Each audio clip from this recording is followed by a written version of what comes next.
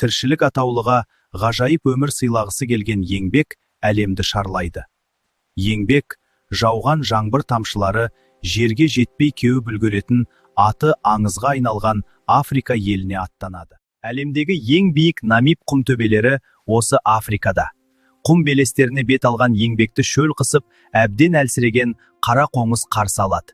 Еңбек қара қоңызды құм төбеге алып шығады да қараңғы түсуін күтеді. Өйткені түнде теңіз жақтан тұман түседі. Қараңғы түсе қара қоңыз желге қарсы арқасын тостырып, басымен тұрғызып қояды. Оның арқасында қалың тұманнан тамшылар пайда болады. Арқасынан аққан тамшылар қара қоңыздың аузына құйыла бастайды. Рахмет!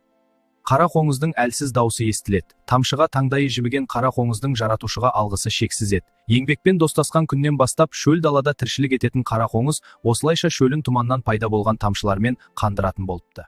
Адамдар бара алмайтын Антарктидаға да еңбек ерінбей барып қайтады. Еңбекпен қолтолған пингвиндер жүзіп жүрген мұздарды елеместен жарыса суға сүңгіп, балық ұстап, балаларын қоректендіреді. Пингвиндер балапанын өскенше қалтасына салып бағады екен. Осы мұзды мұхиттың түбінде қысы жазы жайылатын теңіз мысығымен де еңбек достасып кетті. Сойдақ тістері сорайып, аузынан шығып тұратын теңіз мысығы 2 жасқа дейін баласын арқалап өсіреді екен.